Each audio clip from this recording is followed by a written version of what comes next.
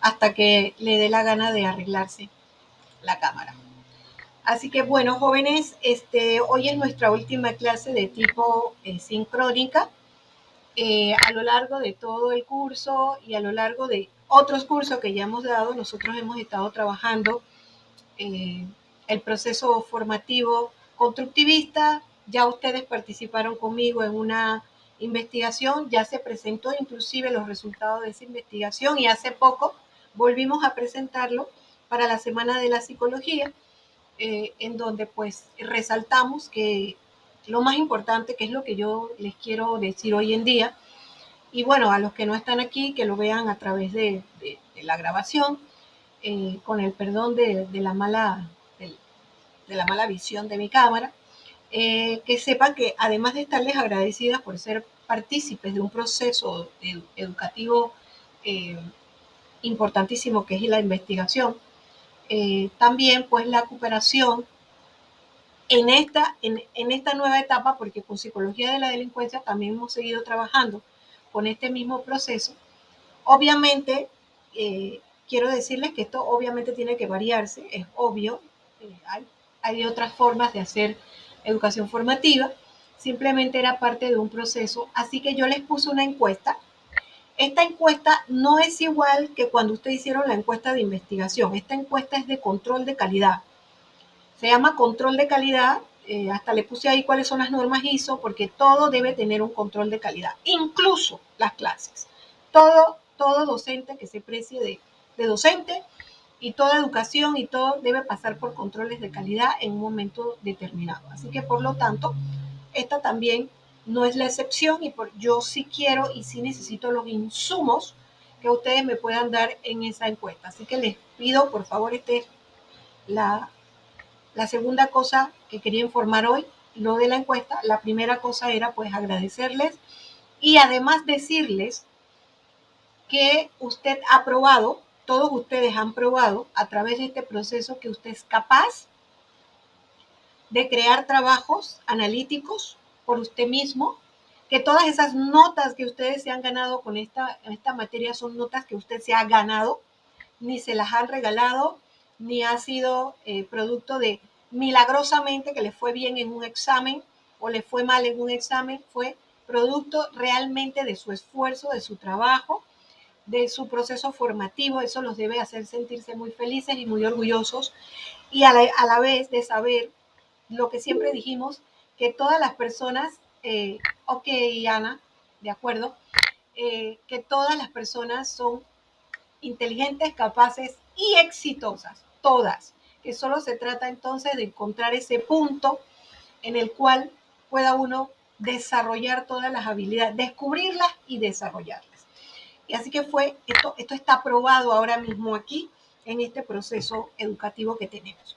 Por otro lado, entonces tenemos también pues lo que siempre hemos dicho, la entrega de borradores y la entrega final es el día del examen, pero tienen que recordar que todo trabajo tiene que haber pasado primero por Turnitin, así que yo necesito que al menos 3 días antes de la entrega final envíen su borrador final para poder pasarlo por el Turnitin, porque ese compromiso sí es importante. Porque el Turnitin marca allí los nombres de ustedes y yo lo tengo guardado para cualquier situación y yo tengo allí cómo fue en el primer borrador, en el segundo, en el tercero, cómo fue la situación y también es el respaldo. Igual es el respaldo, igual como queda el Classroom y si en algún momento, por razones que siempre pueden suceder, la tecnología puede fallar, lo que está en Turnitin y lo que está en Classroom de alguna manera se guarda en algún servidor y se mantiene, pero yo sí mantengo por lo menos mis grabaciones porque todas las subo a YouTube, de modo que me quede también respaldo de mi trabajo y de lo que hemos estado haciendo. Entonces, esas 3 cosas importantes. La siguiente cosa importante del día de hoy es, por favor y gracias, preguntas con respecto al material que están trabajando. Si tienen preguntas, a mí me gustaría que hiciéramos un pequeño debate, porque Panamá, da la casualidad que cada vez que damos clases, Panamá está pasando por procesos terribles, de situaciones terribles que tienen que ver con la delincuencia y que tienen que ver con la anomia social. De hecho, ahorita hay una anomia social en el país que se está poniendo un poco efervescente y que nosotros debemos analizar desde nuestra materia, porque no podemos estar desconectados de la realidad.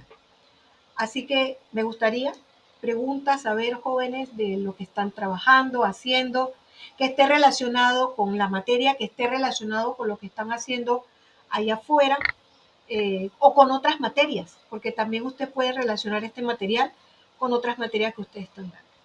A ver, les doy el espacio, por favor. ¿Preguntas?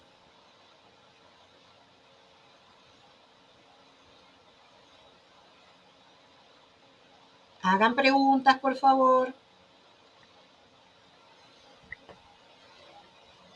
A ver, jóvenes. Aquí tengo que Alexandra, Nayeli, Lady, Carmen, María, Alejandra. Creo que me acaba de decir Ana también que estaban conectados porque estaban en la clínica, en la práctica. A ver, jóvenes, seguro que no tienen ninguna pregunta. ¿A ustedes no les provoca preguntas con respecto al material que están trabajando, a lo que está viviendo el país, con respecto a otras materias? Por ejemplo, en la clínica, ¿qué están viendo en la clínica de práctica? ¿Qué hicieron? No tienen ganas de dar clase hoy. Están desanimados. Cuéntenme, a ver. Por lo menos díganme eso, pues, que están desanimados a esta hora de dar clase. O que la cámara mía mal no les motiva a dar la clase, ¿eh? También, ¿no? Puede ser. A ver, ¿pero digan algo, por favor? Profesora, en cuanto a uno de los temas del ensayo que era sobre los factores que incitan como a la delincuencia, yo estoy como un poquito de acuerdo y en desacuerdo. Siento que sí, en efecto, esos factores sí pueden influir en los chicos para que cometan delitos y eso, pero siento que también no solo esos factores, sino que existen muchos más que complementan para poder que se dé un delito, pues. O en algunos casos ni esos mismos factores son los que hacen que el chico caiga en eso, sino que son otros factores externos de la persona, los problemas que hace que pasen estas cosas. Perfecto. Y lo estás anotando en tu ensayo, ¿verdad? Esa parte que tú Sí, estás analizando. Eso, tienes toda la razón, Alexandra, toda la razón, porque lo que trata de hacer los autores que han escrito sobre esto, tratan pues de dar su punto de vista o lo que sus investigaciones hasta ese momento han descubierto. Recuerda que mucha documentación puede ser incluso desfasada en épocas. Por eso que yo les pido que ustedes busquen información adicional, porque incluso usted puede encontrar documentos más, digamos, más actualizados o algún material mucho más moderno que quizás pues encuentre otras cosas, ¿no? Pero sí puede ser una combinación de factores, pero ninguno solito en sí, porque por ejemplo la pobreza en sí no causa necesariamente que haya delincuencia, es un detonante muy fuerte, porque si tú tienes hambre y si tus hijos tienen hambre, en una ocasión me pasó una cosa interesante. Yo estaba en un supermercado extra para este lado de acá de mí, el que me queda cerca de mi casa, cuando yo estaba en la época que sí iba a los super, ahora casi todo lo hago online y no quiero ir a los super. Ya bueno, el extra ya dejó de entregar online. Eh, yo estaba en el súper y me llamó tanto la atención, para mí fue tan impresionante ver cuando una muchacha salió corriendo y detrás iba el seguridad también correteándola. Ella llevaba algo en la mano. Yo asumí que, bueno, obviamente tenía que ser alguna cosa que robaba. Eh, yo veo que el policía, perdón, el seguridad la sigue, hace hasta allá, hasta donde ella va, todo el que conoce el área del extra de Arraiján, el primero que se encuentra después del Puente de las Américas, sabe que eso tiene un espacio grande afuera de estacionamientos. Ella corrió, corrió, corrió y él después se regresó y pues como que de alguna manera él dijo que no la había podido alcanzar y que pues ella lo que se estaba robando era una lata de leche de esas grandototas de bebé. Entonces, yo en ese momento sentí una impotencia tan grande, un dolor tan grande. Me hizo, me hizo entrar en el dilema moral, en el dilema moral de que está mal que robes lo que no es tuyo, pero también el dilema moral de es ponerme en el zapato de esa mujer, que lo más probable es que tendría niños, bebés, y que no tenía plata para comprarle la leche. Eh, realmente no es, como bien lo dices, la pobreza en sí sola no es el detonante necesariamente de una conducta criminal, porque hasta puedo decir que a lo mejor esa fue la conducta del momento y no la conducta de que siempre ella sea una persona que cometa eso. No lo sé porque nada más sé lo que le estoy diciendo, pero sí es difícil que uno pueda delimitar, como bien tú lo dices y lo apuntas, Alexandra, qué realmente hasta dónde, qué cosa puede detonar la delincuencia. Porque, por ejemplo, veamos otro tema fuera de este. Veamos los temas de las personas que tienen recursos, que tienen dinero, que tienen empresas, que tienen, y sin embargo, pues cometen delitos para tener más dinero, para tener más poder, para tener, o por ejemplo, nuestros políticos que vemos en el país que ya tienen sus puestos, ya ganan dinero, salarios incluso a veces muy altos, y sin embargo, de todas maneras se aprovechan de su posición y le roban al Estado. No sé si ustedes recuerdan que hubo un tema donde los ministros, perdón, los diputados tenían gente en planillas, pero se descubrió que esa gente cobraba un salario, pero le daban una parte al, al legislador, al diputado, le daban una parte, incluso a veces hasta más de lo que ganaba, o sea, la persona se quedaba con muy poco dinero y con eso hicieron años y años. eh, Engañaron a la gente, engañaron al Estado. Algunos ya ni siquiera son legisladores, pero le robaron al Estado. Ahorita está pasando también eh, vieron a unos legisladores tomando un whisky muy caro, que según ellos lo pagaron ellos, pero el problema no es si lo pagaron ellos, el problema es cómo te burlas, eh, celebras algo que no tiene ningún sentido de celebrar, porque solo estaban celebrando que tenían la presidencia de la asamblea, cuando eso ya se sabía que la iban a tener, porque tienen toda el grupo para el voto. Hay un cinismo allí, entonces, si vemos, es difícil entonces diferenciar cuando una persona realmente comete un delito por pobreza o por falta de recursos y cuando por exceso de recursos también. Eh, eh, la, el tema de la delincuencia es multifactorial y tiene raíces o situaciones muy difíciles de delimitar tan solamente por, como bien apunta Alexandra, a que se deban específicamente a unos y que no haya otros implicados. Por ejemplo, también en psicología forense nosotros hemos visto cómo muchas personas tienen una conducta criminal. La mayoría de nosotros tal vez no se meta nunca a hacer una cosa criminal, haya algún control. Freud lo llamaba en su época el super yo. Hoy, después de mucho sobrepasar el estudio de Freud, nosotros hablamos de una conciencia, eh, hablamos de una conciencia, disculpen que era que había como alguien entrando a la clase, eh, de una conciencia social, una conciencia, eh, o tal vez hablemos tal vez de la capacidad que tiene el ser humano de discernir lo bueno y lo malo, etcétera, una serie de cosas, ¿no? Y hoy en día tal vez nosotros podamos darnos cuenta de que la,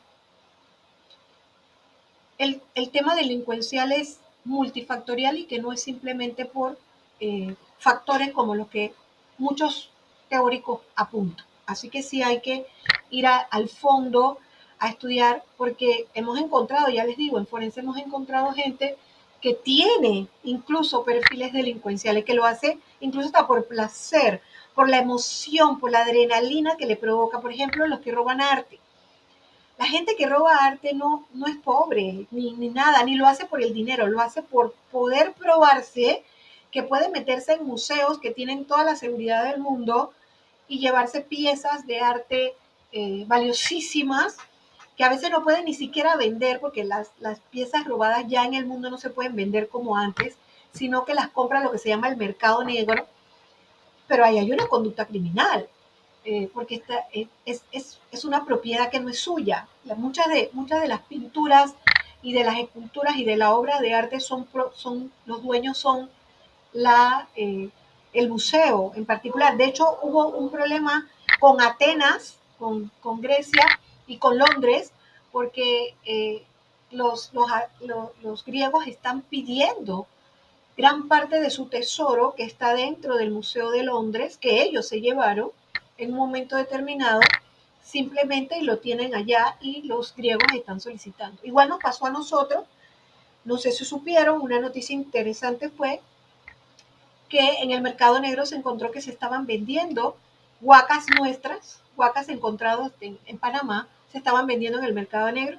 Hace poquito nos regresaron dos huacas que el gobierno de Holanda, creo que fue, que nos las devolvió, a pesar de que quizás ellos estén perdiendo, pero nos las devolvieron porque saben el valor cultural que esto tiene. Así que el perfil delincuencial es multifactorial y no tiene que ver necesariamente nada más, como bien lo estaba señalando Alexandra, con un tema específico o con situaciones específicas, sino con múltiples causas que incluye el perfil de la persona, el aspecto social, el aspecto psicológico, el aspecto jurídico, porque hay unas conductas criminales que lo son y otras que en otros lugares no lo son. O sea, por ejemplo, en Estados Unidos hay unas conductas que son llamadas criminales, mientras que en otros países no lo son. Por ejemplo, en América Latina tenemos en diferentes países diferentes tipos de conducta que en un lado es tipificado como delito y en otros no. Entonces, también depende de los aspectos sociológicos, culturales, depende mucho. Así que es un tema amplio. No sé si alguien más opina algo con respecto a eso, eh, o tú misma, Alexandra, con respecto a ese mismo tema.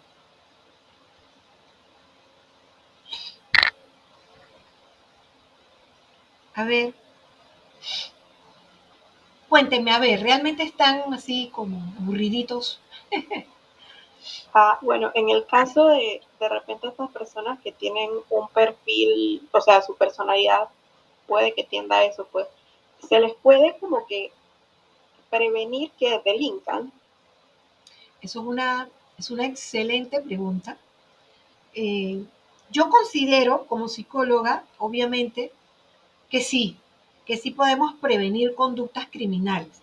O sea, que tenemos que hacer muchas cosas para prevenirlas, pero también estoy consciente de que hay algunas que no se van a poder eh, prevenir.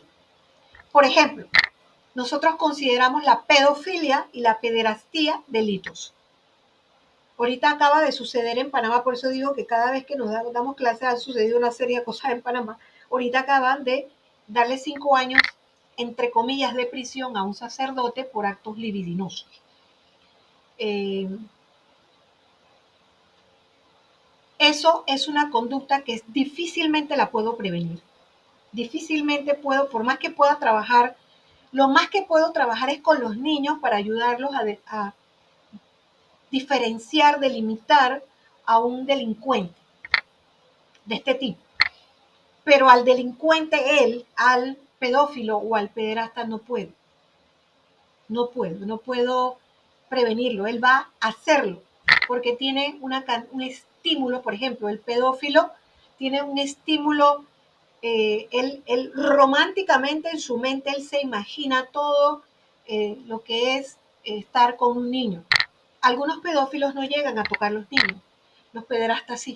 El pederasta sí llega directamente, toca, abusa, e incluso muchos pederastas son hasta asesinos. Llegan a asesinar también a los niños a los que han abusado. También el pederasta es muy versátil, a veces está con niños, a veces con niñas, a veces niños y niñas. Eh, los pedófilos se intercambian, por ejemplo, se intercambian fotos, pornografía infantil. Hemos encontrado aquí en Panamá, ya sean 2 veces en este país de manera internacional ha intervenido otros países junto con Panamá y han agarrado 2 bandas de personas que intercambian fotografías, videos pornográficos de menores. O sea, nunca paran. Ya a los agarramos el año pasado, se hizo uno y ahora este año se volvió a hacer otro y otra vez. Y nunca paran. O sea, la prevención nada más la podríamos hacer en parte con la víctima, es decir, que la víctima aprenda. Y eso sí lo podemos hacer, pero también hay muy pocos programas de educación sexual. De hecho, este país costó un mundo que hubiera una ley de educación sexual, porque hay como un empeño en que el niño, porque está chiquito, no sepa de cosas sexuales, cuando en realidad el niño debe saberlo a la vez que todos debemos estar claros en algo. Si hay algo que el ser humano debe dejar de ser ya un hipócrita social, es que todos somos seres sexuales. El ser humano todos los seres vivos que están en el planeta son seres sexuales. La forma en que nosotros mantenemos la especie es a través del vínculo sexual con otro. Así es. Entonces es una realidad, es una verdad. ¿Cómo vamos a extinguir una verdad tan elocuente, tan en nuestra cara, de que la única manera de mantener la especie es que haya intercambio sexual entre cualquier especie? Salvo porque sí hay organismos, algunos organismos que son asexuales. Ustedes dieron esa clase en la escuelita donde nos enseñaron, por ejemplo, las eucariotas, las células eucariotas, que son células de las vegetales, que no necesitan un intercambio sexual, mientras que hay vegetales, las flores, por ejemplo, tienen los filamentos que algunos son la hembra o el macho. Es decir, en las especies del planeta, todos somos seres sexuales y unos son muy pocos asexuales. También hay algunos humanos asexuales. Sí los hay, muy pocos, pero hay. Pero en realidad somos seres sexuales y así se perpetúa la especie. De otra manera, no se perpetúa la especie. Entonces, por ahí empecemos. Si somos seres sexuales, hablemos de sexo, hablemos del intercambio sexual y de la sexualidad, hablemos de la diversidad sexual. Es importante, el ser humano siempre ha sido diverso, no ahora, no porque hay redes sociales, no porque la historia ahora los pone más en vista que antes. Los seres humanos han sido diversos siempre. Siempre la antropología ya lo probó, la biología ya lo probó. Seres diversos. Entonces, ¿cómo vamos a quitar de la realidad del mundo algo que existe? Somos seres diversos. No somos monógamos. No somos binarios. No es hombre y mujer. Somos, y el psicólogo tiene que ser el primero que lo sepa, porque usted va a atender a esas personas y usted no puede ir con sus ideas absurdas, ideas fuera de la ciencia, a ir a juzgar a un individuo, que ya yo les he comentado mucho sobre eso, de colegas, un colega en específico que fue incluso llevado a un proceso jurídico por haberle dicho a una persona en su consultorio que se iba a quemar en el infierno porque esta persona era homosexual, que ni siquiera él se tomó la molestia de averiguar de qué se trataba lo que el muchacho venía a pedirle, porque él no sabía qué era lo que le iba a venir a pedir a su consultorio y enseguida lo juzgó. Terrible, terrible. No sabemos si la persona ni siquiera estaba afectado por ser homosexual, sino que venía por otro tipo de ayuda. Yo he tenido casos, he atendido muchos casos de personas diversas sexualmente que vienen por otras razones y no por su diversidad sexual. El psicólogo tiene que ser un ser amplio y abierto, y en delincuencia, para nosotros los forenses todavía mucho más. Porque muchas veces, como decía Alexandra, a veces el tema de la delincuencia también se puede deber al hecho de cómo han sido tratados. Por ejemplo, una persona puede matar a otra persona después de haber recibido tanto abuso y tanto maltrato. Caso Estados Unidos. Todos esos individuos que terminan matando gente, acribillados y todo, todos han sido, en su mayoría, salvo muy pocas excepciones, gente que ha sido objeto de bullying durante toda su vida. Por lo que sea, por el pelo, por la cara, por la diversidad sexual, por lo que se les haya ocurrido, han sido objeto de bullying. Y estas personas terminan un día por por quitarse la vida, suicidio altísimo en Estados Unidos, o por matar a los demás. En Panamá, si se dieron cuenta hace poco, hubo una información de parte del Ministerio de Educación de que más de 800 niños tuvieron ideas suicidas y algunos llegaron a intentar suicidarse en nuestro país en los últimos 2 años después de la pandemia. Esto es alarmante. Claro, en parte se debe a la parte económica, al encerramiento, a una serie de cosas, pero también se debe a que no se habla tampoco de la salud mental en nuestro país y pues eso puede afectar a las mentes que pueden estar muy sanas, pero pueden afectarnos. Hay miles de cosas multifactoriales, como ya aclaramos aquí, que pueden afectar a un ser humano. Entonces, ¿qué tenemos que hacer? Como bien lo apunta Lady, ¿cómo prevenir? ¿Qué tenemos que hacer desde la escuelita? Desde la escuelita enseñar a las personas a identificarse, a quererse, a apreciarse, a manejar conflictos. Hay cosas en las que uno no debe pelear. No hay que llegar a viejo como llegamos ya muchos y decimos ya, bueno, ya no voy a pelear porque ya estoy cansado de pelear. No hay que llegar a viejo para eso. Es mejor ya desde muy joven entender que hay batallas que puedes pelear y hay otras que no. Que una persona te diga cosas de tu cara, de tu pelo, de tu ropa, eso, vaya, eso no es importante, no hay que ponerse a pelear con esos individuos que, que lo critican a uno porque uno trabaja o porque uno produce o porque uno hace. Yo antes peleaba mucho por eso. Y decía, pero ¿qué esta gente por qué se mete si yo lo que estoy es produciendo? Y me causaba un estrés innecesario. Eh, no es necesario. Usted puede tomar algunas batallas que sí son necesarias pelearlas, por ejemplo, una que es en la que he estado trabajando y que hasta ahora recientemente estoy sintiendo que estoy ganando algo de terreno, ha sido en el terreno educativo. Yo llevo años trabajando para que la educación sea lo mejor posible y comencé a hacerla yo. O sea, si tú no me quieres hacer caso, yo la voy a hacer, yo sí voy a implementar una educación constructivista en mis aulas. En todas las aulas y todos los alumnos que me toquen en mi vida, trataré de que sean constructivistas. Ya no peleo con nadie. Recientemente a mí me tocó ser ahora, recibí una capacitación que ahora debo pasarla a colegas míos, ya tuve un grupo, voy para otro grupo, en donde le estamos enseñando lo que me enseñaron a mí, a construir los planes de curso por competencias constructivistas, que son como el que ustedes tienen, exactamente como el que ustedes recibieron de esta materia, pero que lo hagan en todas las materias, ya es obligación. La universidad lo está haciendo con todos los docentes de todos. Somos 57 docentes que estamos capacitando a todos los otros docentes de todas UDELAS para que hagan ese trabajo desde el constructivismo, el plan por competencia. Yo sé que no a todos vamos a conseguir que piensen constructivamente, pero ya se empezó. O sea, una de mis batallas, por lo menos, ha dado algo de frutos. Aunque yo en este caso no puedo decir que soy la que logró eso, porque fue la universidad en particular que se dio cuenta que había que mejorar y comenzó a hacer su parte. Pero todo el trabajo que he estado haciendo por años, al menos lo estoy viendo. Entonces, hay batallas que uno sí puede escoger, hay otras que no. ¿Para qué?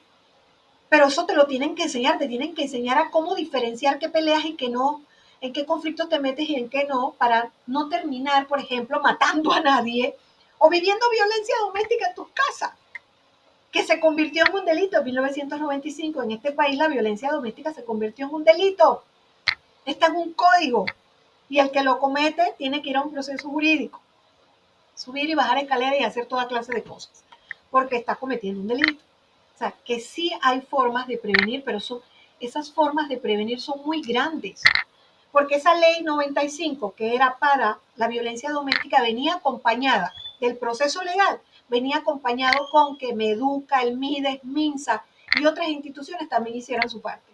Meduca en la escuelita, el MINSA con sus programas de salud, el MIDES con todos los programas que tiene MIDES, porque MIDES tiene programas para niños, adultos, mayores, para todo, para la pobreza, para qué sé yo, todo.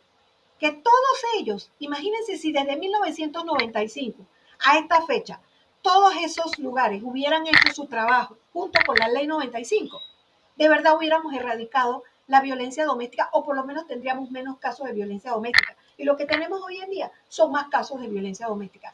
Y la violencia doméstica es la que está provocando los problemas sociales allá afuera. Porque si tú vienes ya de tu casa destruido, dañado, emocionalmente lleno de cortisol, que has sido golpeado, que has sido desatendido, que no has tenido la disciplina con amor, el respeto que debes tener en tu casa, tú eres una fuente de problemas a la sociedad que lo estamos viendo. Así que sí, sí hay mucho que hacer para prevenir y nosotros somos parte, los psicólogos y los docentes somos parte de los cambios sociales que tiene que hacer toda sociedad.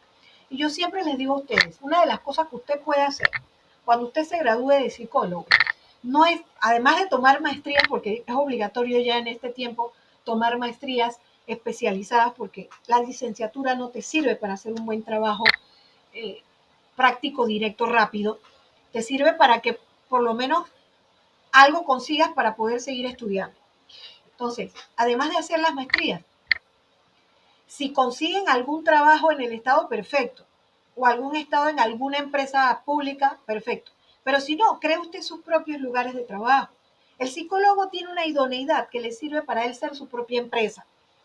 Y usted cree, yo siempre digo la palabra clínicas, pero no tiene por qué llamarse clínicas. Ya yo les he comentado sobre eso. Pueden llamarse centros, centros de capacitación para la salud mental o para la mejora del bienestar, el nombre que ustedes le quieran poner. Búsquense a alguien que les ayude con la parte esa comercial o más bien propagandístico de lo que es la psicología de la publicidad para ver qué nombre suena mejor en sus propias comunidades. Créame, mucha gente va a querer ir. Entonces usted, digamos, no cobre caro y usted comienza a tener una cantidad de clientes que vienen a buscar formas de... ¿Qué usted va a hacer? Va a contribuir primero a que su sociedad sea mejor. Segundo, esa gente va a ir a las escuelas, si son niños, mejor preparados y van a enfrentarse a un sistema que es malo, pero van a poder enfrentarse a un mal sistema. Van a poder manejar conflictos, situaciones, etcétera. Van a desarrollar sus habilidades, sus capacidades, las van a descubrir, las van a saber, etcétera. Una serie de cosas. Entonces usted ya es una fuente de cambio y a la vez está recibiendo posiblemente si usted abre una clínica de este tipo o centro de este tipo, usted con otro compañero o tres más, probablemente cada uno de ustedes pueda llegar a tener por mes posiblemente hasta 10, 15, 20 personas, clientes, y usted hace un negocio, pero un negocio que es saludable y poderoso y que a la larga se puede convertir en algo más poderoso. Siempre se lo digo a todos mis alumnos, todavía no he visto que lo hagan, casi todos siempre terminan buscando que los empleen en un trabajo de oficina, de privado o en el Estado. Pero solos los veo muy pocos. Solamente hay un grupo en Chorrera que creó el Centro Integral, Integra, se llama así, Integra en Chorrera. Ellos se unieron, varios psicólogos, e hicieron el Centro Integra, donde tienen más o menos lo que yo acabo de decir. No es que siguieron todas mis ideas, ellos nada más fueron alumnos míos en la Latino. Y yo les di más o menos un pantallazo, pero el muchacho que trabaja allí, el creador original de eso, él había trabajado con la comunidad por años. Ya él venía trabajando con su comunidad por años, de hecho ha ganado premios. Él fue uno de los que ganó eso de Héroes por Panamá, que hizo TVN. Él fue uno de los que ganó hace mucho tiempo, uno de estos héroes, porque él hace rato está trabajando por su comunidad. Y el papá de él tiene Alzheimer y ha sufrido mucho, pero el muchacho es alguien que pues ahora tiene una fundación y con esa fundación él está logrando cambios sustanciales en su comunidad. Sí podemos, nosotros podemos hacer mucho. No vamos a cambiar todo el país ni todo el mundo, pero nuestra contribución y granito de arena sí es posible. A ver, ¿qué me dicen de eso?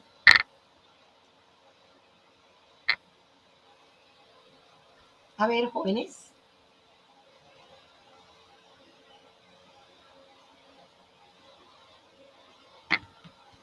A ver, ¿quién más?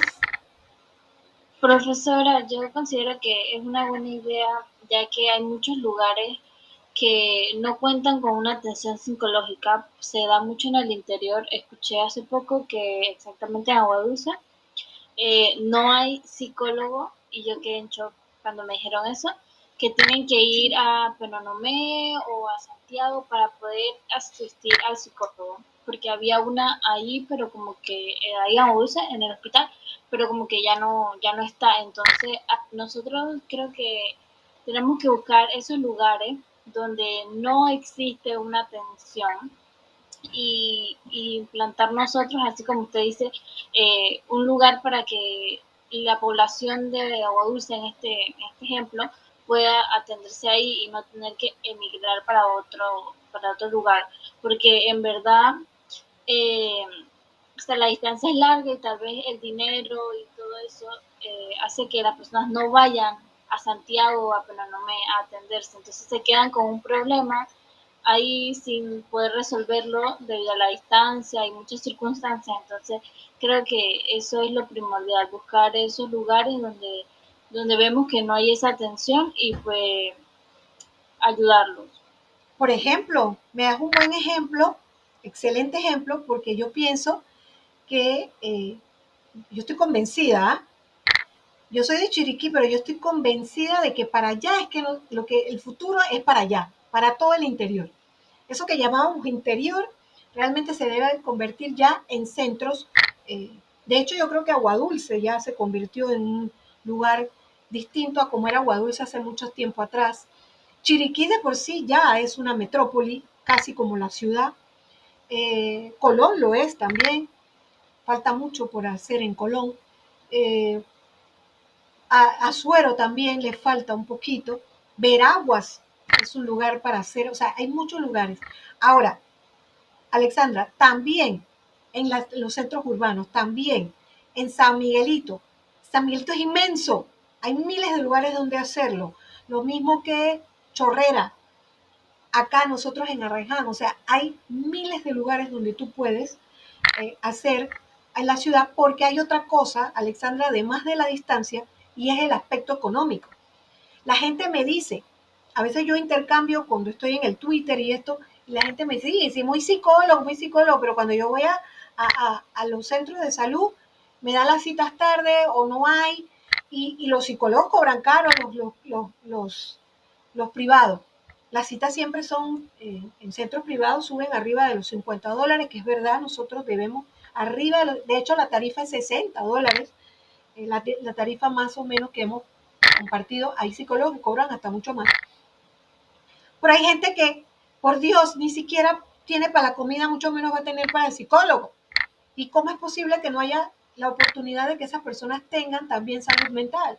En estos centros a los que yo me refiero, que ustedes pueden crear, usted puede tener, por ejemplo, trabajadora social también, unirse con trabajadora social que hagan el enfoque económico. Ellas hacen un estudio económico, o usted puede aprender a hacerlo, aunque sería bueno tener a las trabajadoras social también, y ver allí, por ejemplo, qué puede pagar la persona, cuánto te puede pagar, y ayudar a ese niño a convertirse en una persona exitosa. No es que vas a hacer una terapia tal cual como las terapias hacemos con el que paga los 50 y los 60, pero sí lo puedes ayudar porque dos cosas, lo que él pueda pagar, porque hay que, de todas maneras, tenemos que cobrar por nuestro trabajo, aunque sea poquito, podemos, pero contribuimos a que la sociedad sea mejor, porque ese niño tiene ahora más herramientas para ir a la escuela y hacer mejor su trabajo en la escuela y paliar un poco las situaciones, aprender a tener esa capacidad de manejo de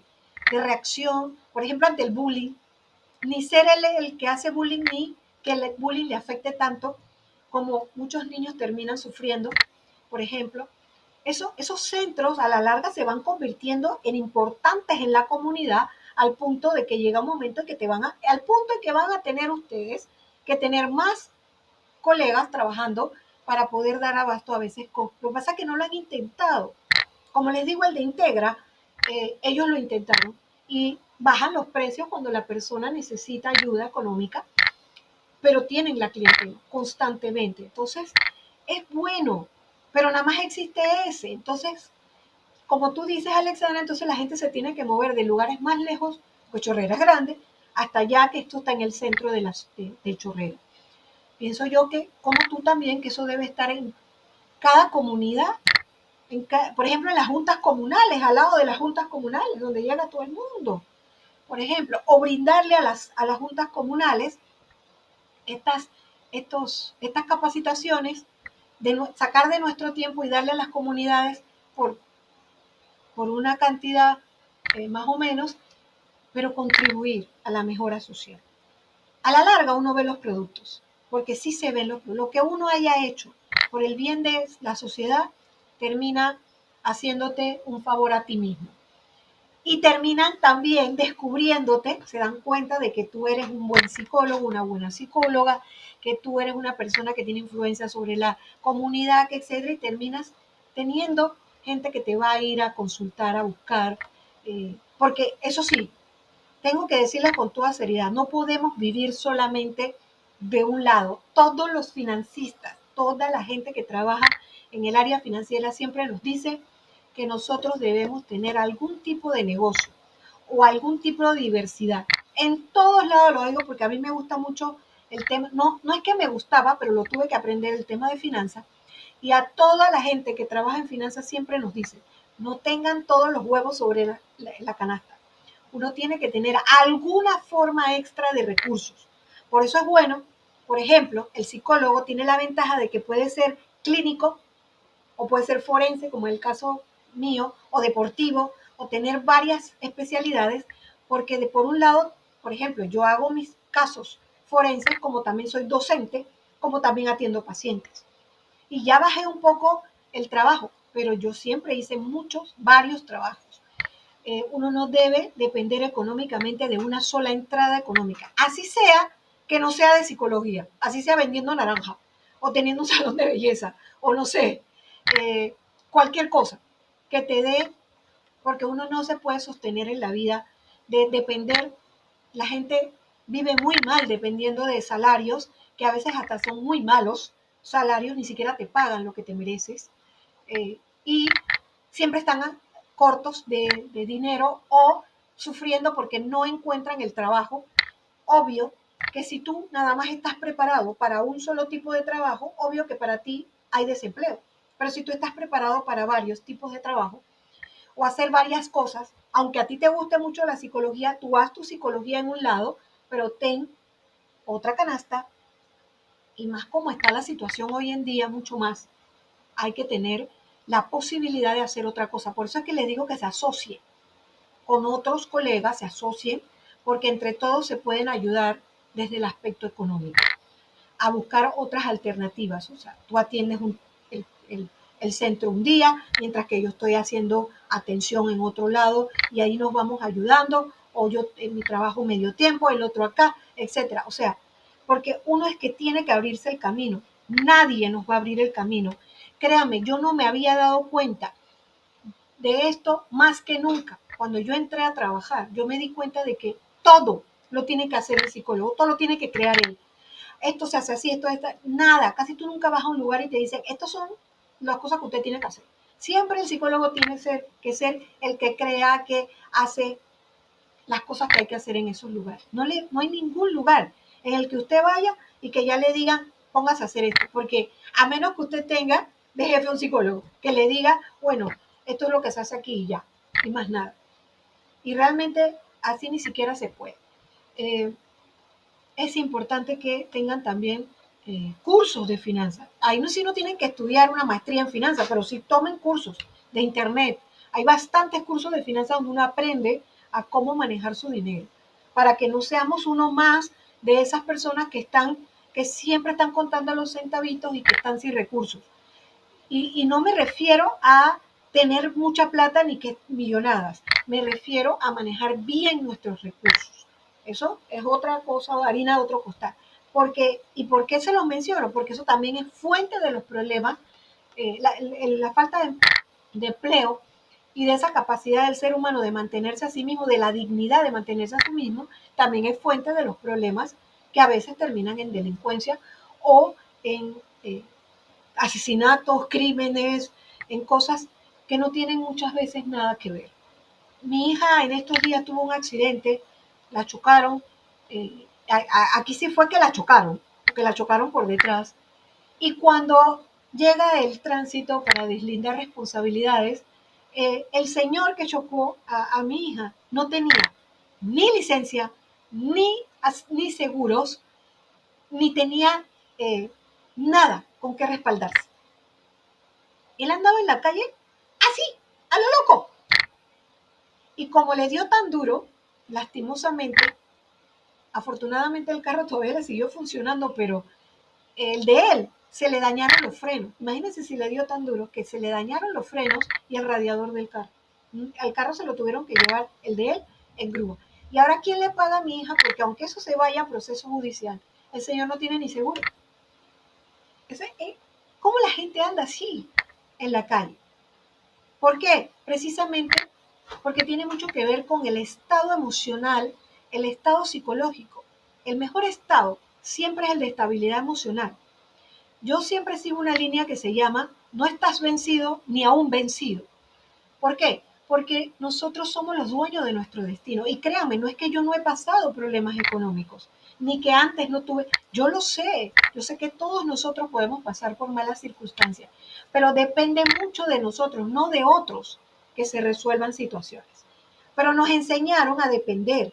Esa es una de las primeras cosas que hay que hacer para prevenir problemas futuros. Dejar de depender.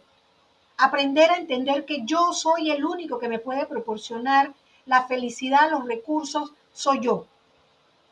Que yo tenga el apoyo de mis padres o que tenga el apoyo de un esposo o una esposa o de un amigo, una amiga o de alguien que me quiera, perfecto, eso es ganancia. Pero yo dependo de mí, de lo que yo pueda hacer por mí.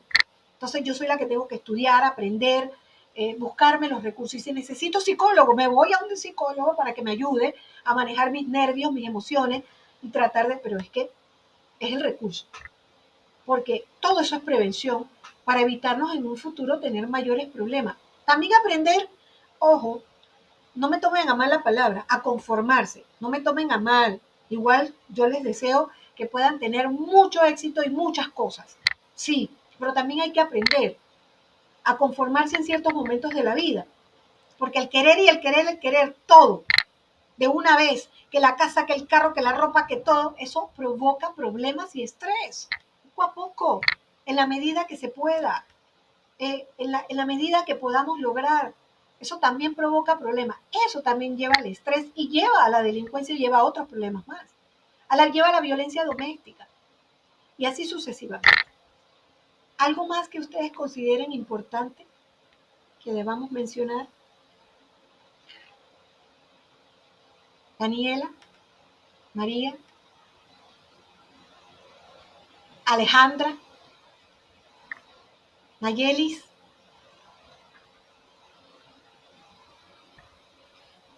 ¿No?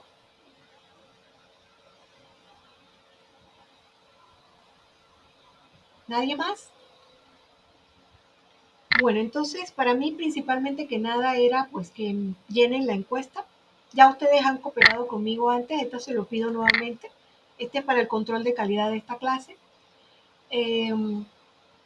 Entreguen sus borradores. Nosotros ya no nos vemos más en una clase sincrónica hasta probablemente quizás otra materia que nos toque dar con ustedes, probablemente, no sé. Pero ya a ustedes sí les estoy dando seguimiento incluso hasta cuando vayan a hacer su tesis. Son parte de la investigación que es longitudinal, todavía sigue. Así que por ahí siempre las voy a estar molestando. Y les pido que ustedes mismas hagan también investigaciones que ayuden mucho a la ciencia de la psicología. Por ejemplo, de repente hagan una investigación de campo para ver cómo se puede promocionar en una comunidad centros de salud mental o de bienestar de salud mental. Eso sería una buena investigación o un buen tema de tesis. ¿Cómo contribuye un proyecto de tesis? ¿Cómo contribuir a la salud mental de mi comunidad? Por ejemplo, lo pueden hacer desde ya. Cuando lleguen a la tesis, quizás ya no tengan que hacer mucho trabajo. Investíguense cómo se hace una tesis y vayan trabajando ya. Eso es una idea que les doy, para que les vaya bien cuando ya les toque graduarse. Bien, y despedirme agradeciéndoles mucho su cooperación, su apoyo, y pues sigo agradecida y a la vez les repito, todas las notas que usted se ha ganado en mi curso, en mis cursos ha sido por usted. Usted ha sido quien ha trabajado, usted ha sido el capaz, el extraordinario, que ha aprendido a analizar, que ha logrado el análisis crítico. Lo único que, bueno, no logro que participen tanto, pero por favor participen. El día de mañana la sociedad los necesita a ustedes hablando. Los psicólogos tenemos que ser entes de cambio, hablantines, poderosos. No podemos ser tímidos ni callados, ni aguantarnos y callarnos la boca y no decir. Tenemos que ser gente de mover masas. Eso sí, pues espero que lo logren hacer de aquí a que se gradúen y se conviertan en psicólogos. Entonces, si no tienen más nada, pues entonces me despediría aquí. Un gusto de haber estado con ustedes como docente en esta materia en este año y espero verlos de nuevo. ¿Listos, jóvenes? Bueno, chao, porque también este tema de la cámara me ha preocupado. Chao. Hasta luego, Hasta luego, profesora. Gracias.